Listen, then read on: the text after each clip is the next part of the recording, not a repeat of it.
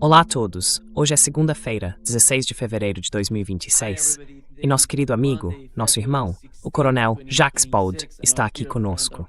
Bem-vindo de volta, Coronel. Muito obrigado por me convidar novamente, Nima. Continuo de seu apoio pelo Salmation e me obrigado a todos vocês que nos apoiam.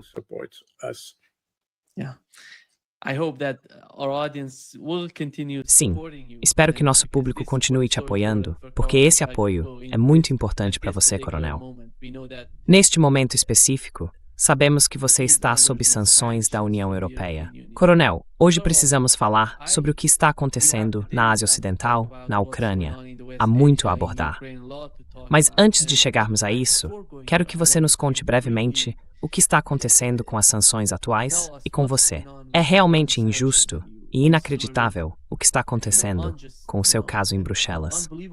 Então, antes de tudo, qual é a situação atual das sanções contra você? E é possível para você voltar à Suíça, por exemplo? Conte-nos o que está acontecendo.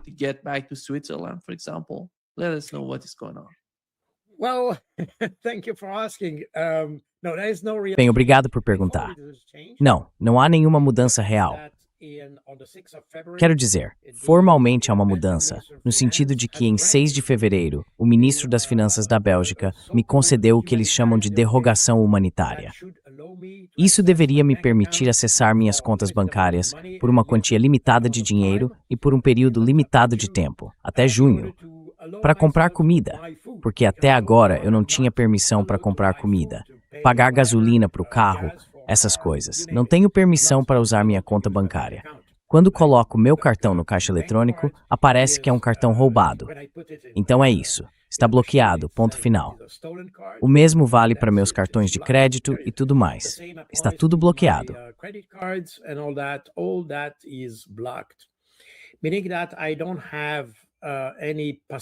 Ou seja, eu não tenho nenhuma maneira de comprar nada. Ainda estou sendo alimentado por amigos e vizinhos que vêm regularmente. Eles me trazem comida, cozinham para mim e assim por diante. É simplesmente assim que as coisas são. Agora, como eu disse, tenho essa dispensa humanitária concedida pelo ministro das Finanças da Bélgica. A decisão foi tomada há 10 dias, mas ainda não foi implementada. Então, para mim, a situação, de fato, objetivamente, não mudou, mesmo que formalmente haja uma pequena mudança. Quanto à minha proibição de viajar, continua a mesma. Não tenho permissão para deixar a Bélgica. Então, a Bélgica é a minha prisão, por assim dizer, porque não posso sair daqui.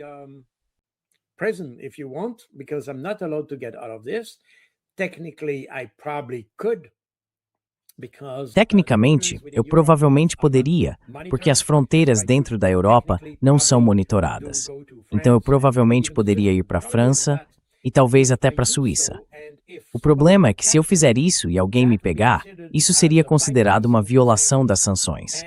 E violar as sanções se torna um caso criminal. Por isso quero dizer, se eu realmente não precisar voltar para a Suíça, não vou fazer isso. Se eu quisesse ir para a Suíça, precisaria de uma autorização especial do governo belga, mas também dos governos francês e luxemburguês, porque eu teria que atravessar os 3 países para chegar à Suíça.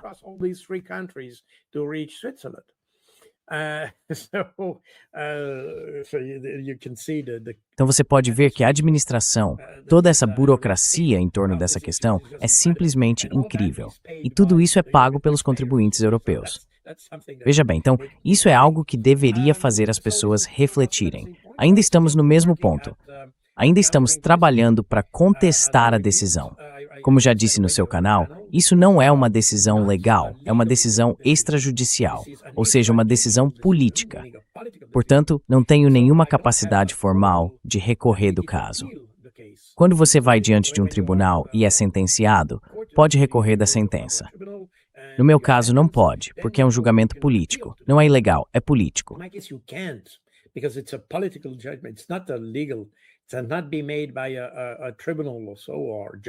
Isso não pode ser feito por um tribunal ou por um juiz, o que significa que a estratégia é atacar a decisão, não se defender dela. O problema não é que a lei tenha sido mal aplicada contra mim, mas que não havia lei alguma. Esse é o problema. Não há lei. Eu não violei nenhuma lei. Eu não fiz nada de errado. Quero dizer, em qualquer país normal, nenhum tribunal sequer me multaria por isso. Quero dizer, é simplesmente algo em que, mais uma vez, eu não violei nenhuma lei. Ponto final. É simples assim. Eu absolutamente não fiz nada de errado. Então é aí que podemos dizer que a Europa é um sistema, vamos chamá-lo de sistema, em que o Estado de Direito não se aplica. É.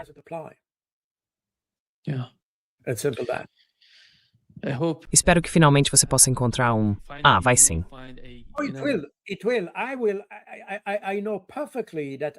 Vai sim.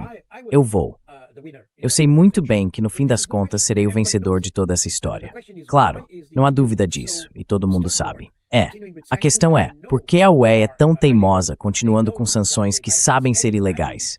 Eles sabem que estão contornando os próprios valores que a UE afirma defender.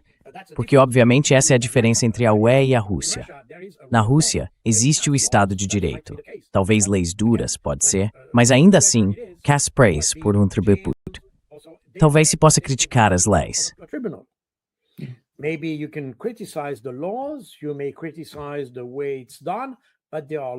Você pode criticar a forma como isso é feito, mas existem leis e as pessoas são julgadas. Elas têm um julgamento. No meu caso, não há julgamento, nem juiz, nem sentença, nada. Eles simplesmente decidem que você está sancionado. Ponto final. E isso torna a situação na Europa, na verdade, pior do que numa ditadura. Tecnicamente, não é um julgamento meu, é outra coisa. É exatamente o que tínhamos no século XVIII na França, quando o rei podia decidir, bem, você é culpado. Não é um juiz nem um tribunal. Você não tem nenhuma forma de se defender. O poder executivo decide que você é culpado. Ponto final.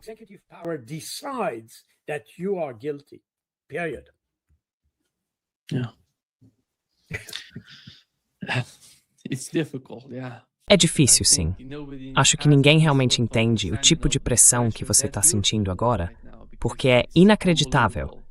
A pressão vem de todos os lados, de todas as formas que você mencionou.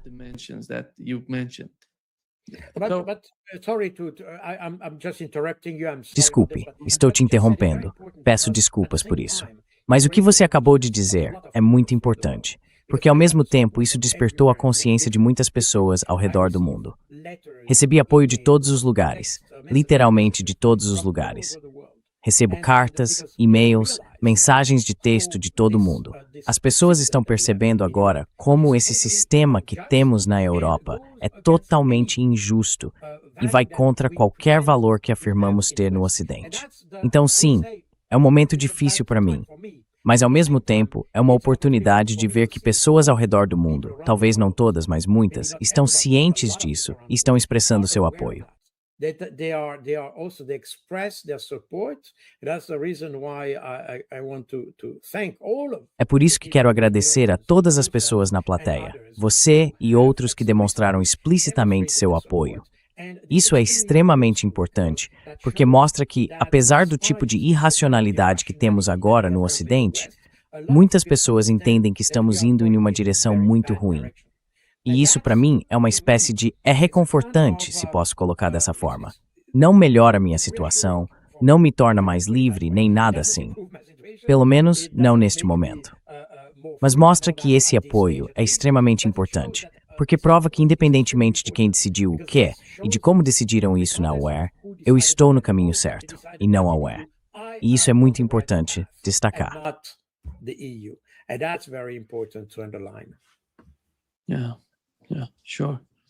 Sim, claro. E eu esqueci de dizer, por favor, aperte o botão de curtir, porque isso nos ajuda a alcançar mais pessoas e divulgar nossa mensagem para um público maior. E com certeza, isso ajudaria na causa do Coronel Jacques Baude, que precisamos divulgar o máximo possível.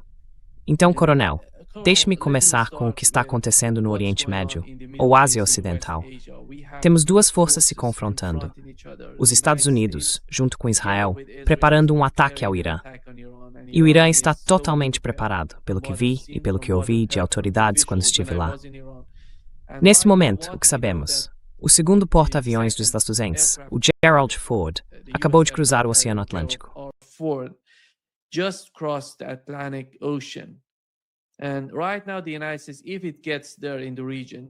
Neste momento, os Estados Unidos, se chegarem à região, terão 2 porta-aviões, 15 destroyers e vários submarinos nucleares. No total, isso significa cerca de 600 mísseis de cruzeiro Tomahawk. Como você vê esse aumento de forças na região? Como você vê as negociações? Por que, enquanto conversamos, as equipes iraniana e americana estão em Genebra, se preparando para uma nova rodada de conversas, a segunda rodada após a Guerra de 12 dias? E quanto ao aumento militar? Por quanto tempo isso pode durar? 600 mísseis de cruzeiro Tomahawk não significam que você está preparado para uma guerra de atrito. Você está preparado para uma guerra rápida, mas que, na minha opinião, não vai durar muito. Qual é a sua compreensão do que está acontecendo militarmente na região, na Ásia Ocidental?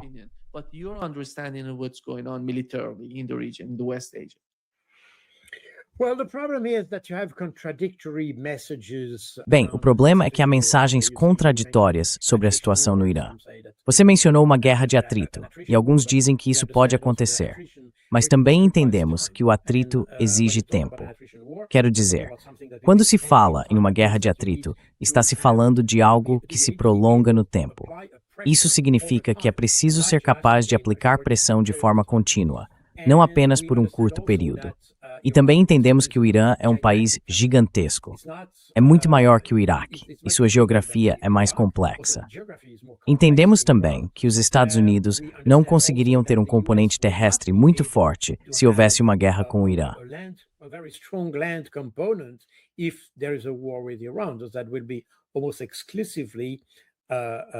Isso seria quase exclusivamente uma guerra travada com mísseis, uma guerra aérea e coisas do tipo.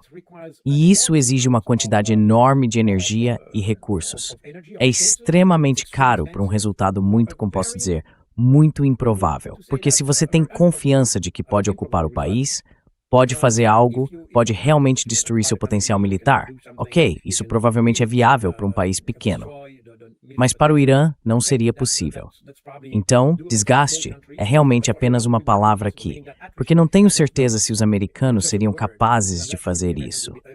Além disso, se você usar tanto poder contra um país que está preparado para responder, pode acabar prolongando a guerra.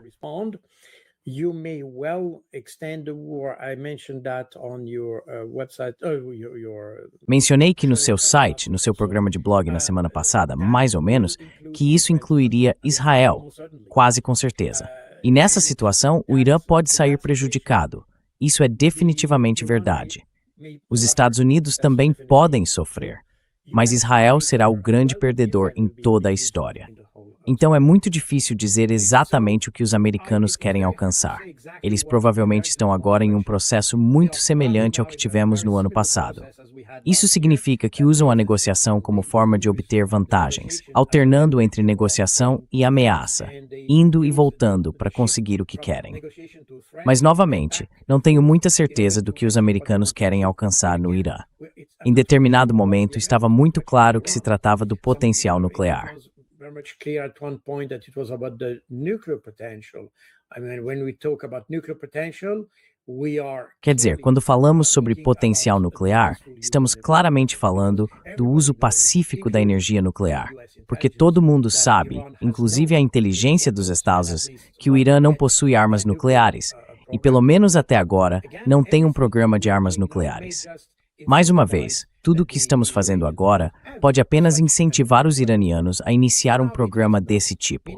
Por enquanto, eles não o fizeram. Isso significa que todas essas ameaças sobre questões nucleares, enriquecimento, não enriquecimento e tudo mais, não dizem respeito ao potencial militar. Trata-se do Irã como uma potência econômica regional. Essa é a questão. Porque o Irã não é uma ameaça militar. Não tem sido desde o século XVIII. E não vejo nenhuma justificativa para que o Irã se torne uma ameaça militar para o resto do mundo.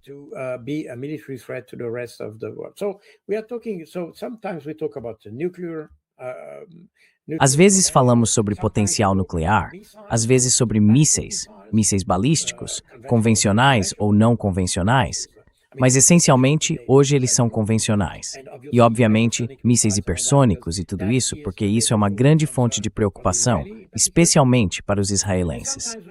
Às vezes falamos sobre mudança de regime. Tivemos aquelas manifestações, e também houve rumores, noticiados pelo New York Times, se não me engano, de que os Estados Unidos poderiam enviar algum tipo de comando e realizar uma operação semelhante à que fizeram na Venezuela com Maduro, para capturar ou sequestrar algumas figuras de liderança, talvez Khamenei ou outros, e usá-los de alguma forma como reféns.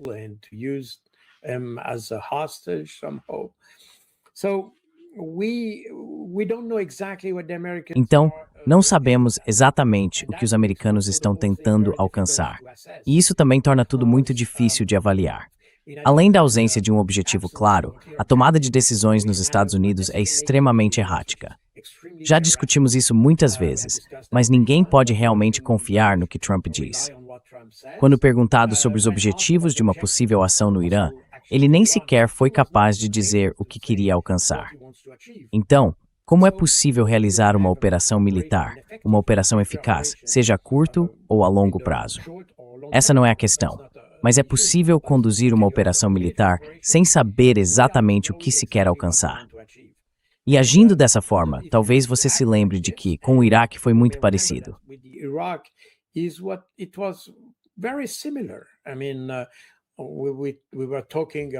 Quer dizer, estávamos falando sobre essas armas de destruição em massa, certo?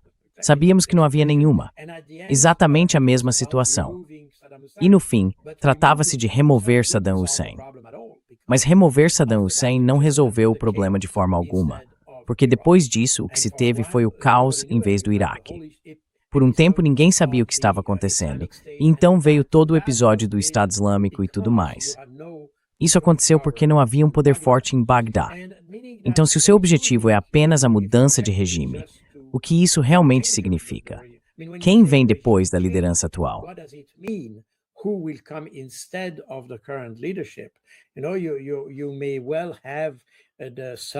Sabe, pode muito bem ser o filho do antigo Shah do Irã. Quero dizer, não sei o quão conhecido esse indivíduo é no Irã, ou mesmo se seria aceito ou valorizado lá, e apoiado, obviamente. Então estamos jogando com a situação. Não sabemos quem poderia ser o próximo líder. Não sabemos o que aconteceria com essa pessoa. Isso desencadearia uma nova revolução? Causaria agitação? Dividiria o país?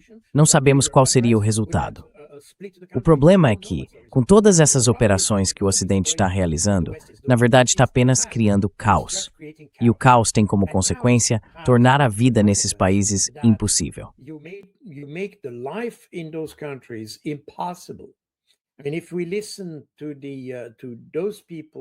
E se ouvirmos aquelas pessoas em Davos ou na Conferência de Segurança de Munique, acho que foi na Conferência de Segurança de Munique, havia gente dizendo que remover a liderança do Irã beneficiaria toda a região, melhorando a economia do Oriente Médio e tudo mais. Quer dizer, como eles podem dizer isso? Eles nem. Todos partem do pressuposto de que todo mundo odeia a liderança atual. E, portanto, se você a remover, o país automaticamente se tornará uma democracia ao estilo ocidental. Sabe, é exatamente isso que as pessoas têm em mente quando falam em remover Vladimir Putin. Ninguém sabe quem deveria ser ou quem seria o próximo.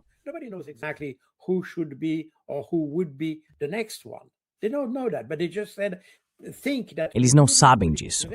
Eles apenas acham que remover Putin, porque todo mundo odeia Putin, todo mundo odeia Khamenei e assim por diante, vai resolver tudo. Essas são suposições. O problema é que provavelmente não é o caso. Eu não sei exatamente qual é a situação no Irã, mas não tenho a sensação de que todo mundo odeia a liderança atual, e é o mesmo na Rússia, por exemplo. Mas, nessa situação, se removermos essas pessoas, apenas criamos um desequilíbrio no país. Nós o desestabilizamos. E desestabilizar o país significa criar caos. Criar caos significa o quê? Que, na verdade, teremos muitas pessoas que novamente migrarão para a Europa, ou para os Estados Unidos, ou para onde for.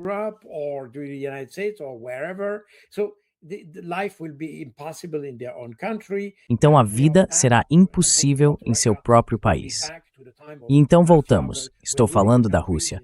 Poderíamos voltar à época da máfia, quando eles controlavam o país no início dos anos 90 e coisas assim. Então, novamente, toda essa ideia de que a liderança atual não é aceitável, por razões que ninguém realmente conhece, é apenas uma suposição ocidental. Nós simplesmente decidimos que essas pessoas eram incapazes de liderar o país. Nós declaramos isso.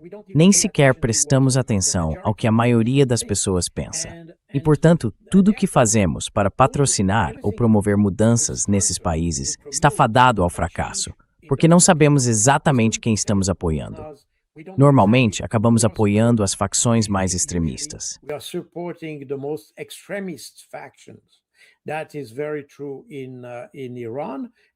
Isso é muito verdadeiro no Irã.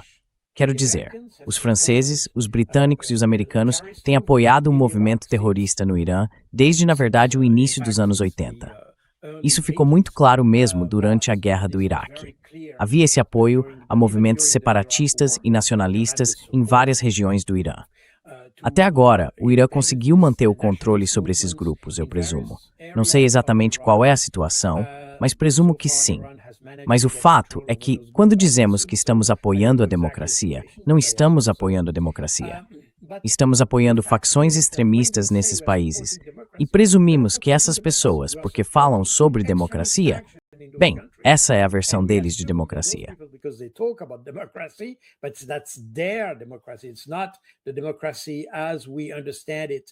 Não é democracia como a entendemos, digamos, na Suíça, por exemplo. Ou seja, estamos apoiando facções extremistas. E é exatamente a mesma coisa que estamos fazendo na Rússia. É a mesma coisa que fazíamos inicialmente na Ucrânia. É exatamente o que fizemos também na Líbia, onde apoiávamos os islamistas.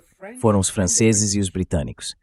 Quero dizer, não há dúvida sobre isso, porque eles simplesmente odiavam Gaddafi.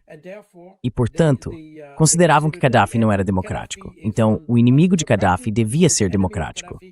Esse foi o raciocínio por trás do apoio às facções islamistas. Foi exatamente isso que fizeram em 2011. E hoje há caos.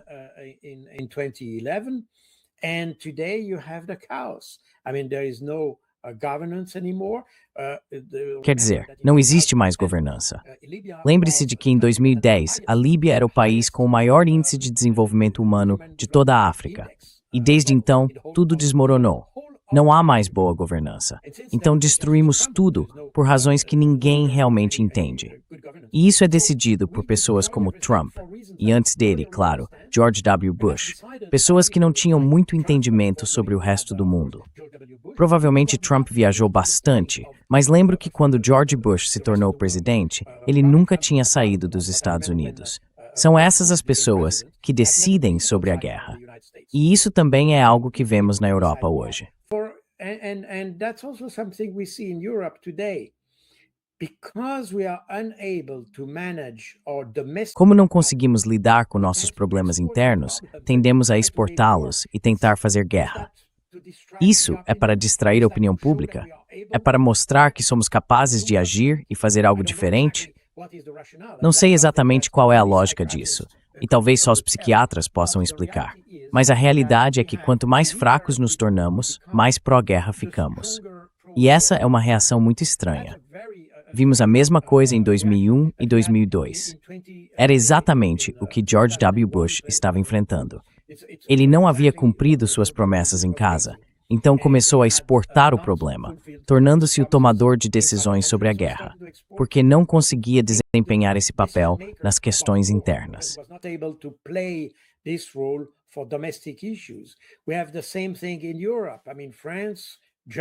Temos a mesma situação na Europa. Quero dizer, França, Alemanha, Reino Unido, todos têm economias em colapso. Mas é justamente nesse momento que eles se tornam mais insistentes em relação à guerra. Você vê a mesma coisa no nível europeu. Lembra de Davos, há apenas algumas semanas, quando Zelensky criticou os europeus? Foi uma crítica muito dura e veemente à Europa, o que significa que, obviamente, a Europa não é capaz de lidar com seus próprios problemas. Não consegue cumprir os objetivos que estabeleceu para si mesma. Então agora trata-se de apoiar guerras, de promover guerras fora da União Europeia. E é exatamente a mesma coisa com os Estados Unidos.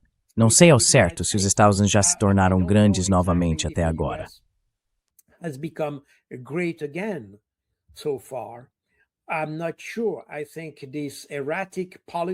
Não tenho certeza. Acho que essa política errática de tarifas, sem tarifa, sim, não, 100%, 200%, 200%, 500%, ninguém sabe exatamente quem tem tarifa sobre o quê, qual é o propósito, o que ganhamos com isso e assim por diante. Como resultado, as pessoas tendem a perder confiança, a perder credibilidade e a evitar investir em países onde a tomada de decisão é tão errática. Temos exatamente a mesma situação na Europa. Quero dizer, a Europa atingiu o nível mais baixo em 8 anos em termos de investimento estrangeiro, porque as pessoas não confiam mais na Europa. Não sabemos exatamente o que eles querem alcançar. E essa situação é extremamente perigosa, porque quanto mais fracos nossos países se tornam, mais propensos estão a travar guerras no exterior.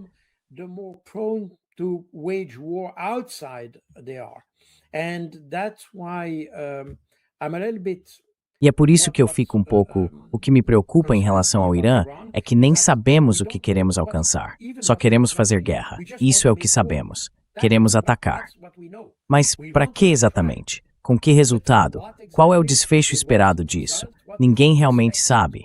E isso para mim parece extremamente perigoso. Pode desestabilizar todo o planeta em algum momento. E agora vimos que os russos e os chineses entenderam que provavelmente também deveriam agir.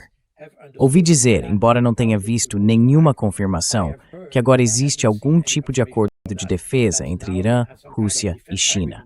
Between Iran, Russia, and China. I don't know exactly the extent of this agreement. Eu não sei exatamente a extensão desse acordo. Se ele também envolve, digamos, Rússia ou China colocando tropas em solo. Eu não sei o que realmente está coberto por esse acordo, e nem mesmo sei se ele realmente existe. Mas isso indicaria que há uma crescente sensação de preocupação no resto do mundo de que precisamos ser capazes de responder aos Estados Unidos e tornar o custo de qualquer intervenção mais alto para eles. E os Estados Unidos não têm uma economia muito saudável hoje. Vemos que o dólar está desmoronando, por exemplo. As pessoas tendem a descartar ou evitar o dólar por causa da incerteza relacionada a ele. O que significa que os Estados Unidos não estão na melhor posição para travar uma guerra prolongada contra ninguém.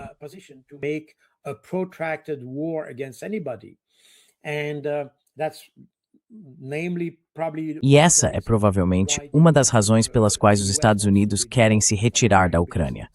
Porque percebem que é um conflito que não leva absolutamente a lugar nenhum, em que se gasta dinheiro sem obter resultado algum. O problema com o Irã é que há, eu diria, uma espécie de obsessão em relação a ele nos Estados Unidos. Quero dizer, nos Estados Unidos existem essas obsessões. Há alguns países que despertaram esse tipo de fixação. Obviamente, o Irã, Cuba e, em certa medida, a Venezuela. É simplesmente uma obsessão nos Estados Unidos. E quando se fala em obsessão, isso significa que a tomada de decisões em relação a esses países deixa de ser racional.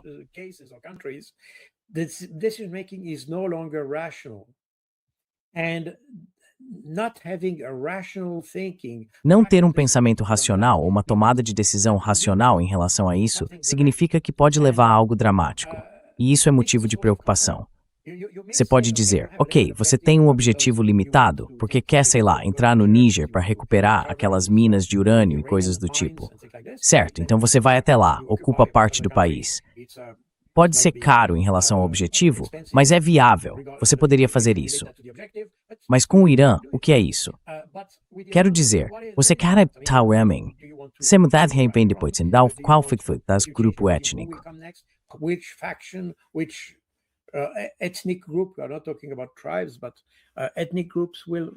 Não estamos falando de tribos, mas de grupos étnicos que irão prevalecer e coisas do tipo.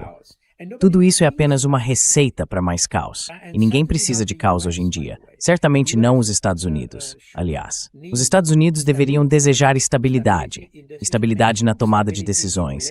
Estabilidade nas relações com os outros. Ausência de conflito. E veja, tudo isso é possível. Tendemos a retratar nossos inimigos como irracionais e temos uma espécie de compreensão fatalista deles. Mas isso não é verdade. O Irã é extremamente racional. A China e a Rússia demonstraram ser extremamente racionais, o que significa que seria muito fácil fazer acordos com eles.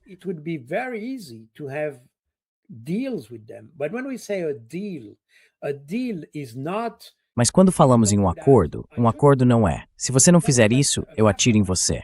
Isso é um tipo de acordo mafioso.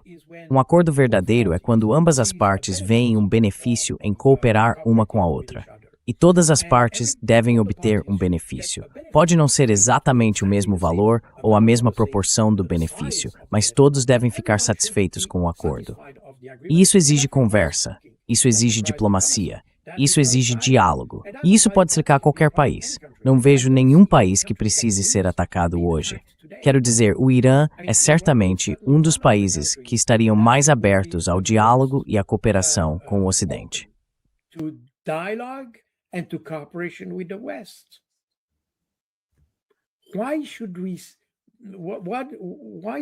Por que deveríamos atacar um país para alcançar um objetivo que nem sequer somos capazes de definir? É absurdo. Pura insanidade. Quero dizer, o problema iraniano eu coloco de forma muito simples. Eu poderia resolvê-lo em 2 dias, literalmente, desde que concordemos em conversar com eles, desde que não tentemos impor algo a eles, desde que aceitemos que eles têm seu próprio modo de viver, assim como nós temos o nosso. Não existe um melhor sistema. Existe apenas o sistema que as pessoas querem ter. Sinceramente, não me importo. Não sou muçulmano, não sou xiita, não tenho nenhuma simpatia especial por nenhum governo. Mas, ao mesmo tempo, por que eu deveria me preocupar? Quero dizer, esse não é o meu problema.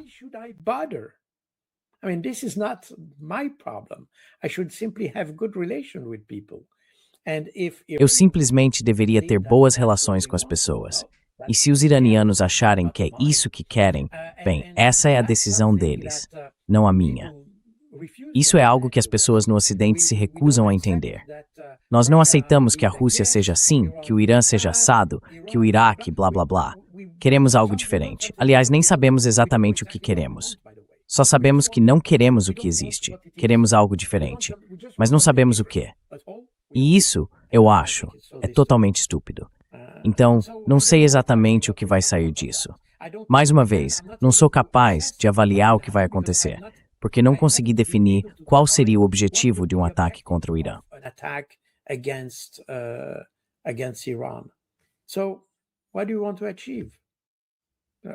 Então, o que você quer alcançar? Se você só quer destruir, bem, os americanos podem fazer isso. Eles têm sido excelentes nisso. Não têm sido muito bons em reconstruir as coisas, entende?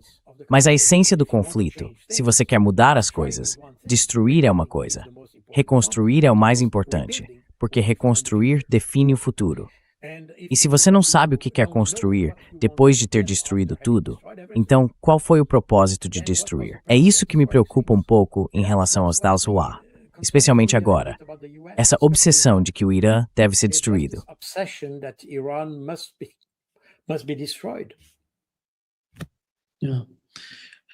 Sim. Coronel, considerando essas negociações entre o Irã e os Estados Unidos, em comparação com o que era durante o JCPOA, naquela época tínhamos a Rússia e a China tentando de certa forma aproximar as duas partes, e tínhamos os europeus trabalhando junto com os Estados Unidos. Hoje, a Europa não tem lugar nas negociações atuais com os Estados Unidos. Até o ministro das Relações Exteriores do Irã disse recentemente que o comércio entre o Irã e toda a Europa é menor do que o Irã tem com o Afeganistão. Isso mostra o quanto a importância da Europa diminuiu. No momento, eles não se preocupam com o que a Europa está dizendo. Eles não estão interessados na política europeia, porque ela simplesmente não é mais tão influente.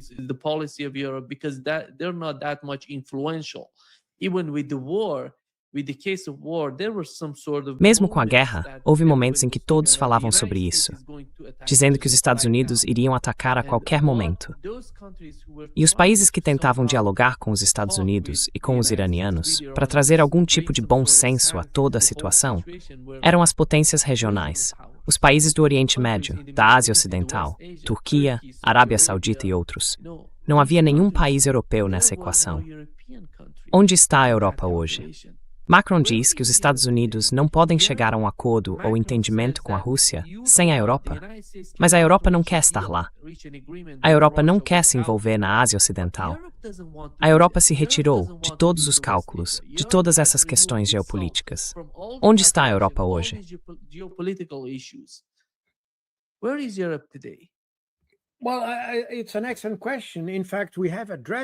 Bem, é uma excelente pergunta.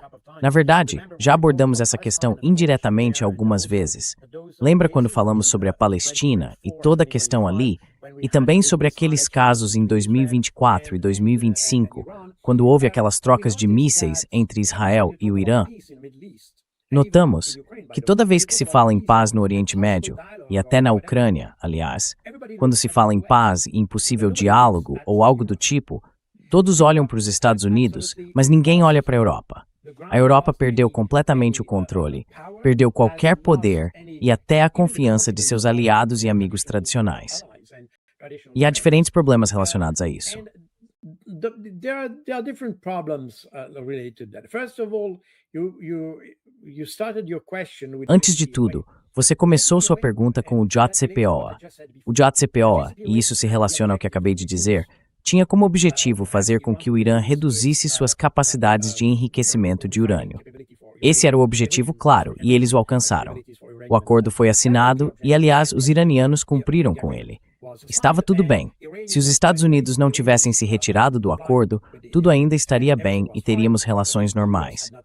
De qualquer forma, antes de mais nada, novamente, quando falamos de diplomacia, precisamos realmente ter uma ideia do que queremos alcançar. E podemos ver que com Trump não é um pacifista. Trump is not a pacifist. He's not someone who wants to achieve peace. Ele não é alguém que quer alcançar a paz pelo simples fato de desejar um mundo pacífico. Ele quer alcançar a paz porque quer um prêmio Nobel. É disso que se trata. E, aliás, como ele não recebeu o prêmio Nobel da Paz, enviou uma carta ao Comitê Nobel dizendo que, já que não ganhou o prêmio, não estava mais obrigado a promover a paz no mundo. Isso mostra exatamente como era a situação. Quero dizer, se você quer a paz, se está lutando pela paz, está lutando pela paz, não pela recompensa. Mas, na verdade, o que o interessa é a recompensa, não a paz. E isso vai exatamente contra o espírito de tudo isso. Então ele não entendeu isso. De qualquer forma, a questão é que no Ocidente, na Europa, desculpe, nós já nem vemos mais propósito em negociar.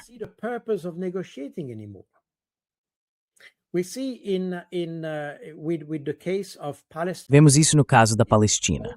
Embora a maioria dos países mantenha boas relações com Israel, alguns países têm bons laços, mais do que simples relações, laços reais, digamos assim, com os palestinos. Eles tendem a apoiar o movimento palestino. Ou seja, é exatamente o que já disse muitas vezes sobre o conflito na Ucrânia. Como você não é parte do conflito, pode se permitir ficar de fora e observá-lo como se fosse um jogo de futebol. Quando você avalia os times e tenta ajudar ambos os lados a jogar de acordo com as regras. Você é, como é mesmo o nome, o cara de preto no campo de futebol. O cara que é, como se chama esse cara? Um árbitro. Um árbitro. Exatamente. So, a referee, exactly. You corrected me already once a couple of weeks ago. Você já me corrigiu uma vez há algumas semanas, e eu sempre esqueço a palavra. Enfim, o árbitro, isso mesmo. Você pode desempenhar esse papel, esse jogo, como um árbitro. E a Europa seria ideal para isso, porque muitas pessoas em Israel vêm da Europa, aliás, então os laços são muito fortes.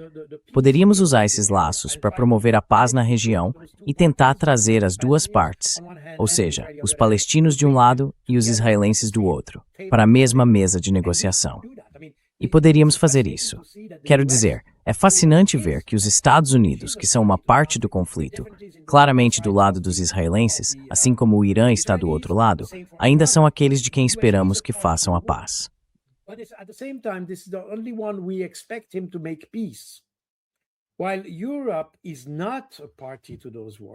Embora a Europa não seja parte dessas guerras, pelo menos em teoria, ela poderia desempenhar o papel de árbitro nesses conflitos. O mesmo se aplica à Ucrânia. Quero dizer, os Estados Unidos foram muito ativos em iniciar ou apoiar o conflito no começo, desde 2014 e tudo mais. E ok, pode ser do interesse nacional dos Estados Unidos promover o conflito na Ucrânia. Tudo bem, esse é um problema dos Estados Unidos. Mas, para os europeus, qual seria o interesse? Não temos interesse nisso. Então poderíamos novamente desempenhar o papel de árbitro. Mas não é isso que estamos fazendo. E de fato, se olharmos para o que aconteceu desde 2014, podemos ver 3 fases, se quiser. De 2014 a 2022, os russos tentaram fazer com que os acordos de Minsk fossem implementados e tudo mais. Those Minsk agreement to be implemented and all that. And they pushed to have some peace. E eles tentaram, se esforçaram para alcançar alguma paz. Em 2022, os ucranianos fizeram isso. Eles foram atacados e Zelensky percebeu que seria desastroso para a Ucrânia. Então, no início, entre fevereiro e eu diria até agosto de 2022, tentaram usar a diplomacia, manter algum tipo de diálogo com os russos. Mais tarde, depois de 2022, porque no final daquele ano, os americanos perceberam, e isso já sob o governo Biden, aliás, que a guerra não poderia terminar bem para a Ucrânia. Eles tentaram estabelecer algum tipo de diálogo com a Rússia. Esse esforço não foi muito forte sob Biden, mas se tornou muito mais intenso com Donald Trump. Não estou dizendo que todos esses esforços da Rússia, da Ucrânia e dos Estados Unidos foram muito eficazes.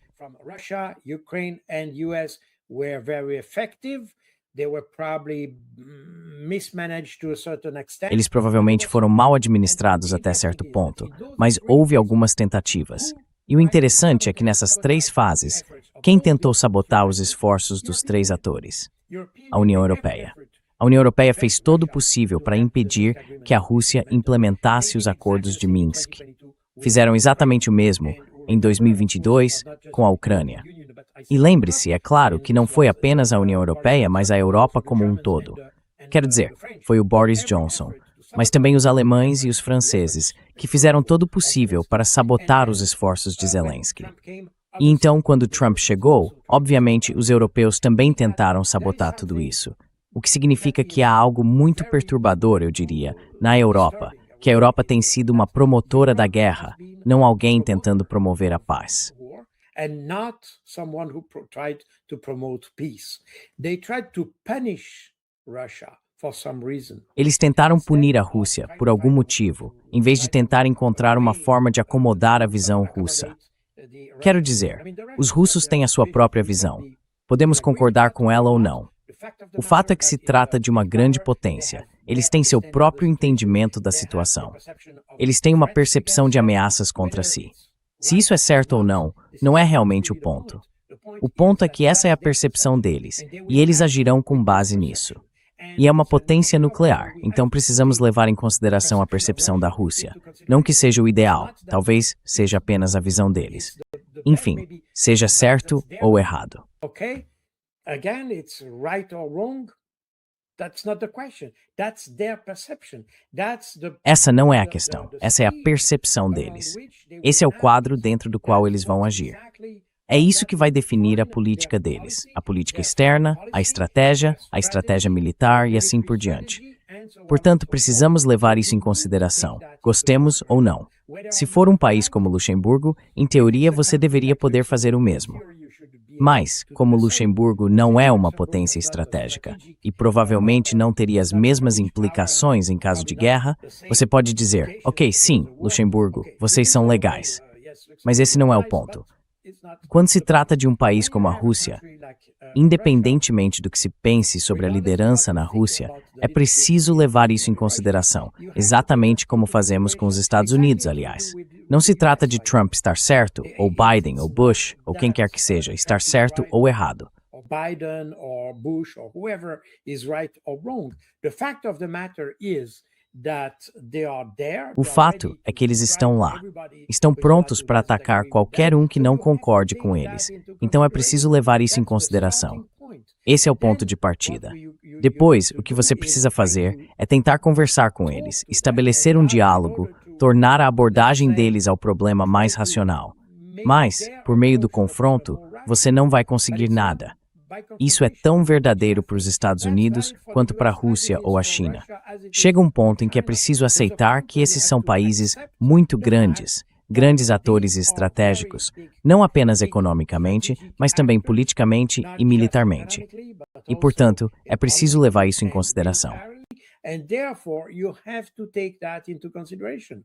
What we have in Europe right now is basically the O que temos na Europa agora é basicamente a ideia de que a Rússia atacou a Ucrânia, que foi algo não provocado, injustificado, blá blá blá. Portanto, eles precisam ser punidos. Certo, tudo bem. O problema é que ninguém sabe como puni-los, ou quão eficaz seria a punição, ou se isso nos arrastaria para algo pior. Porque, no fim das contas, é exatamente o que tivemos em 1914. É o mesmo tipo de situação teimosa. Decidimos quem eram os mocinhos e os vilões e, em vez de dizer, bem, ok, se começarmos uma guerra assim, isso vai gerar um problema mundial, não fizemos isso.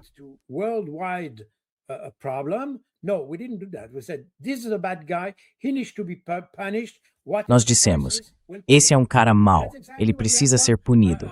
Seja qual for o preço, vamos punir esse cara. E foi exatamente isso que fizemos, primeiro com os sérvios e os austríacos. Depois houve um efeito em cascata por causa dos diferentes tratados bilaterais e tudo mais. Em poucas semanas, toda a Europa foi arrastada para uma guerra. E todo esse mecanismo era conhecido. Todo mundo sabia disso, assim como sabemos exatamente o que aconteceria hoje. Mas ninguém quer enriquecer isso. Deveríamos ter aprendido o que aconteceu no século passado e dito, ok, talvez os russos estejam errados, mas o fato é que a situação é o que é.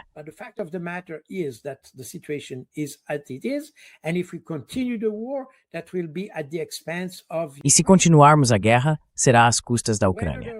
Se os russos são bons ou maus, não muda nada. O preço será pago pelos ucranianos. E, na verdade, tem sido assim até agora. É por isso que todos estão começando a falar sobre diálogo, porque todos sentem que, mesmo que digamos que a Rússia está perdendo, que não tem poder, nem munição, blá blá blá, os ucranianos continuam pagando o preço. E, portanto, precisamos agir. É por isso que temos pessoas como Macron, que dizem uma coisa em um dia e outra no dia seguinte.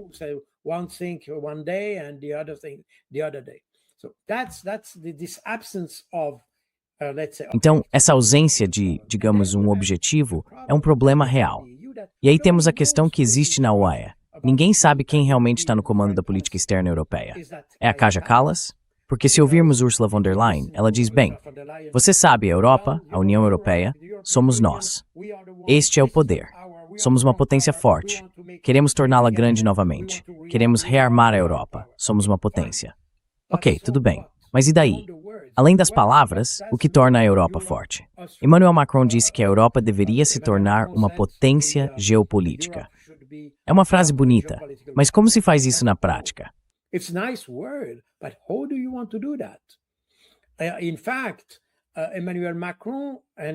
Na verdade, Emmanuel Macron, e isso é o mesmo que temos visto nos últimos anos, especialmente nos meses mais recentes, os líderes desses grandes países, como a Alemanha e França, e claro, o Reino Unido, que não faz parte da União Europeia, mas ainda assim, vemos os líderes britânicos querendo assumir o papel de formuladores da política externa europeia, por assim dizer.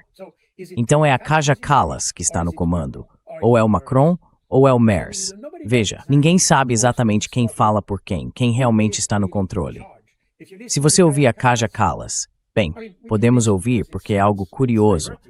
Quero dizer, é até meio divertido ouvi-la, porque às vezes ela parece quase extraterrestre. Mas tudo bem.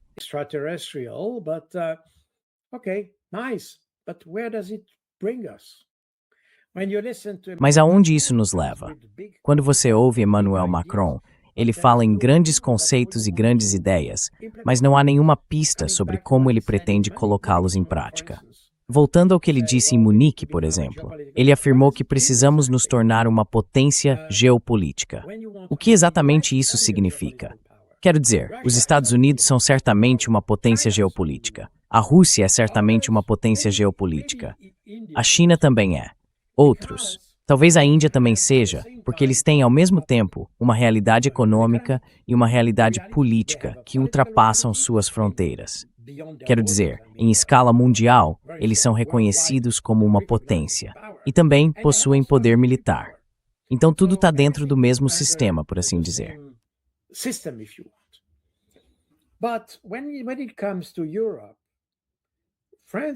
Mas quando se trata da Europa, a França provavelmente tem um exército, uma força militar. A Alemanha provavelmente também tem, e o Reino Unido igualmente. Mas juntos, isso não funciona. A Europa tem muitos países. Se você somar todos os PIBs e tudo mais, poderia dizer, bem, isso é uma grande potência. Mas será mesmo? Quero dizer, todos esses países têm uma vida semi-independente. Não é uma única entidade.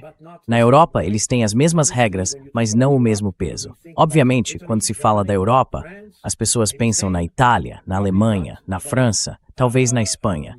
Mas provavelmente não na Eslovênia, por exemplo, e provavelmente não em Portugal.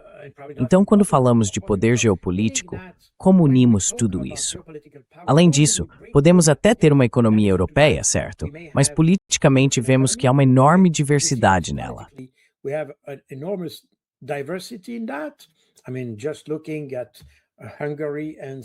Quer dizer, basta olhar para a Hungria e a Eslováquia, que têm uma posição muito diferente do restante da Europa. Como consequência, a Europa agora está tentando mudar as regras de tomada de decisão dentro da UE para evitar o direito de veto de fato de países como Hungria e Eslováquia. Então eles distorcem as regras para criar uma aparência de unidade, o que significa que o sistema não está realmente funcionando. Porque, quando você começa a mudar as regras para alcançar sua política, estamos novamente, assim como falamos antes sobre as sanções, em um sistema em que não é o Estado de Direito que prevalece. É o oposto. Não é a lei que governa. Você distorce as regras para criar a lei. E é aí que a política define a lei.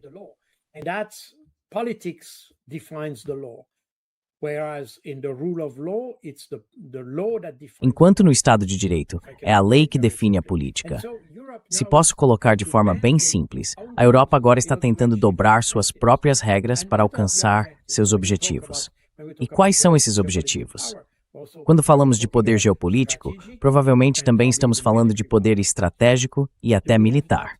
Temos isso? Certamente não. Estamos perto de ter algo assim?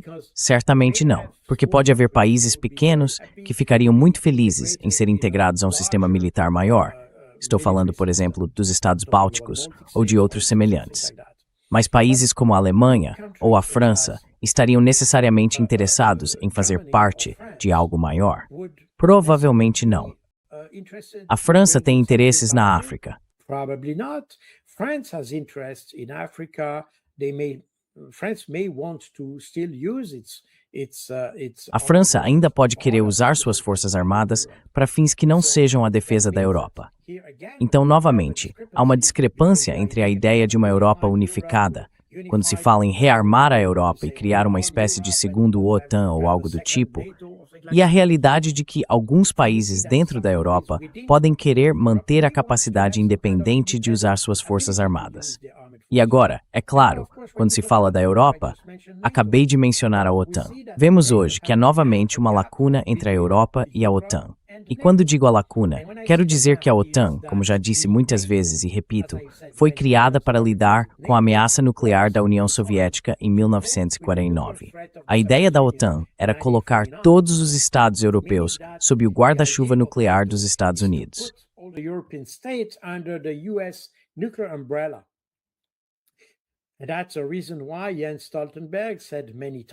E é por isso que Jens Stoltenberg disse muitas vezes que a OTAN é uma potência nuclear, uma força nuclear, uma entidade nuclear, porque está organizada e estruturada em torno do guarda-chuva nuclear dos Estados Unidos.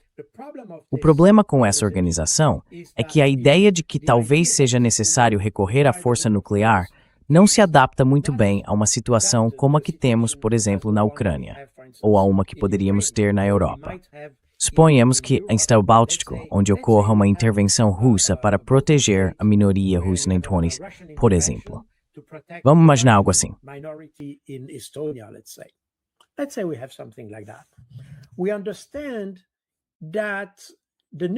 Entendemos que usar energia nuclear nessa situação seria um exagero. Ninguém vai usar armas nucleares e correr o risco de desencadear uma guerra nuclear apenas para defender um estado de 1,3 milhão de pessoas. Ninguém fará isso. Portanto, vemos que a OTAN foi construída em torno da ideia de uma guerra em escala continental, mas não foi projetada para lidar com um conflito limitado. Mesmo que a Ucrânia fizesse parte da OTAN, aliás, isso provavelmente não seria a solução para a Ucrânia. A OTAN não é adequada para esse tipo de conflito pequeno, o que significa que precisamos de uma arquitetura de segurança capaz de lidar com situações em que armas nucleares não são necessárias. Isso significa que, ao usar essa estrutura, ela não deve automaticamente levar ao uso de armas nucleares.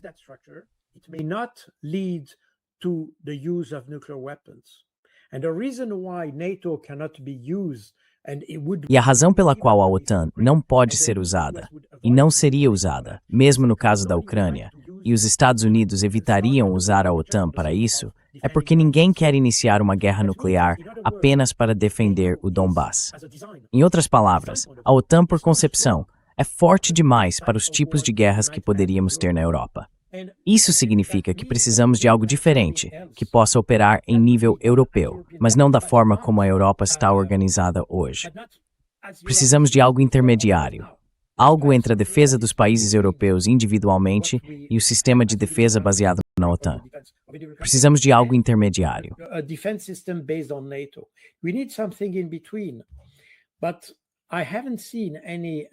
Mas eu não vi nenhum conceito real para fazer isso. Ou seja, a Europa nem sequer desenvolveu um conceito para isso. Eles têm essa ideia de que devemos trabalhar juntos e tudo mais, mas na verdade não entenderam o porquê. Eles realmente não estabeleceram objetivos para isso. E é por isso que voltamos a uma espécie de OTAN, uma defesa europeia que funcionaria como a OTAN. Você deve se lembrar de que Emmanuel Macron disse que estaria pronto para oferecer à OTAN o guarda-chuva nuclear para a Europa, ou seja, o guarda-chuva nuclear francês. Mas o problema é, por que os Estados Unidos estavam dispostos a fazer isso em 1949? Estavam dispostos porque sabiam perfeitamente bem que se houvesse uma guerra contra a União Soviética, ela aconteceria bem longe de seu próprio território. Aconteceria na Europa.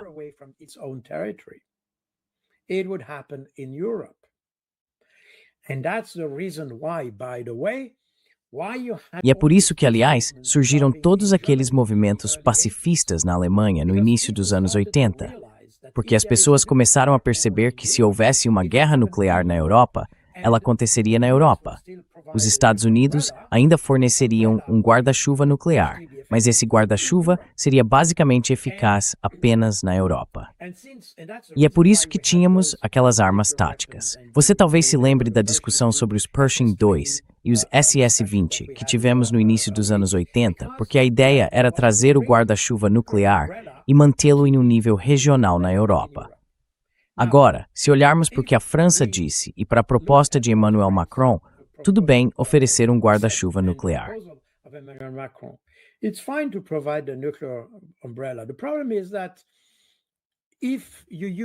O problema é que se você usar armas nucleares, digamos, na Alemanha, por exemplo, a França seria afetada por isso. É quase como bombardear o próprio país apenas para defender outro. Os americanos não tinham essa preocupação porque estavam a 5.000 quilômetros de distância. Então podiam usar armas nucleares, especialmente se fossem de baixo rendimento. Mas para a França, isso não se aplica. A ideia de trazer um guarda-chuva nuclear para um contexto estritamente europeu é extremamente sensível e delicada, e não tenho certeza se os franceses perceberam isso. É por isso que toda a questão da arquitetura de defesa da Europa é algo que ninguém realmente pensou a fundo.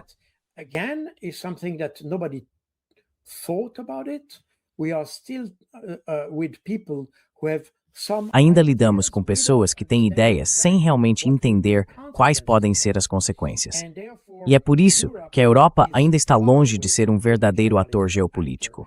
Ela nem sequer resolveu, conceitualmente, esse tipo de problema. Vemos exatamente a mesma coisa na política externa. Como já disse muitas vezes, uma política de segurança se sustenta em duas pernas, por assim dizer. A política de defesa e a política externa. A política externa ajuda a criar as condições para evitar a guerra, enquanto a política de defesa deve ajudar a lidar com a guerra. Agora vimos que é longe de ter um conceito para sua própria defesa.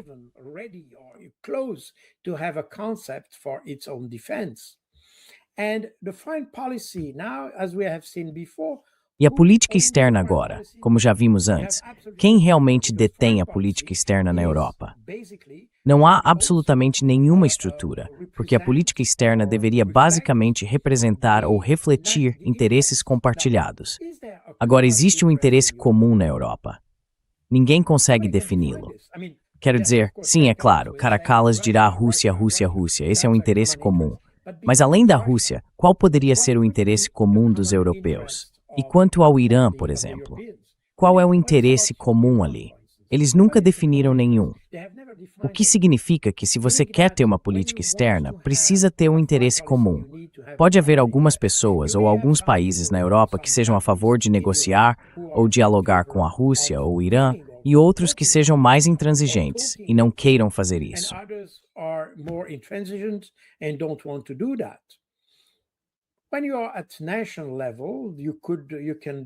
Quando você está em nível nacional, pode fazer isso porque é uma nação, uma cultura, e eles têm uma abordagem.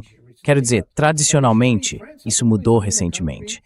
Mas tradicionalmente a França sempre foi um país disposto ao diálogo com a Rússia, por exemplo. E também nos anos 60, Charles de Gaulle foi um dos primeiros a querer ter um diálogo com, bem, e o último ao que parece, e provavelmente o último. Não, houve outros, porque na Alemanha também havia aquela velha geração de políticos que haviam vivido a guerra e queriam favorecer o diálogo. Obviamente Konrad Adenauer, mas também Helmut Kohl, e assim por diante. Havia todas essas pessoas que entendiam que não se pode desenvolver o continente europeu, apenas com um espírito de confronto. É preciso ter um espírito de diálogo.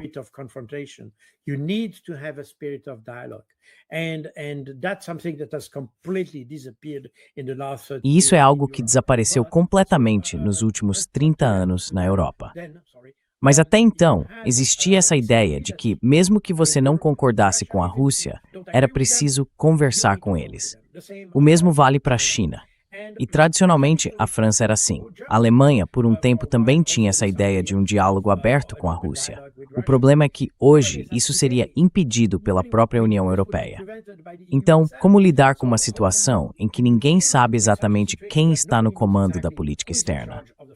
Quais são os objetivos comuns? Ninguém sabe ao certo. Veja, se você observar a percepção do mundo, o que os alemães chamam de Weltanschauung, a forma como se entende o mundo. Obviamente, se você está na Estônia ou na Lituânia, sua percepção do mundo se volta para o leste. E isso é a Rússia, o inimigo perpétuo, e blá blá blá.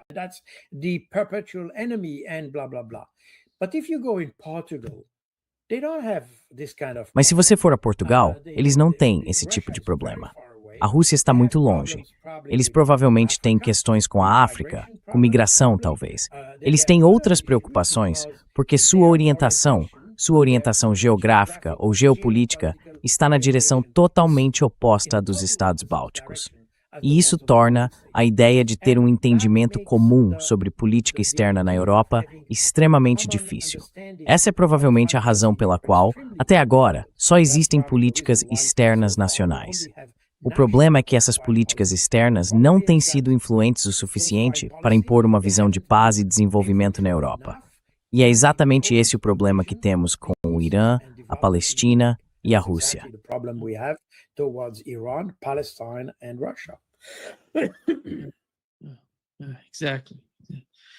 Exatamente. Muito obrigado, Carl. Um grande prazer, como sempre. Todos nós te apoiamos. Sabemos das dificuldades que você está enfrentando agora com as sanções e espero que nosso público te apoie totalmente e continue te apoiando. Muito obrigado. Obrigado. Obrigado, Nima, pelo que você está fazendo. E obrigado a todos que me apoiam e que apoiam todos nós que defendemos a paz e a liberdade. Obrigado. Você.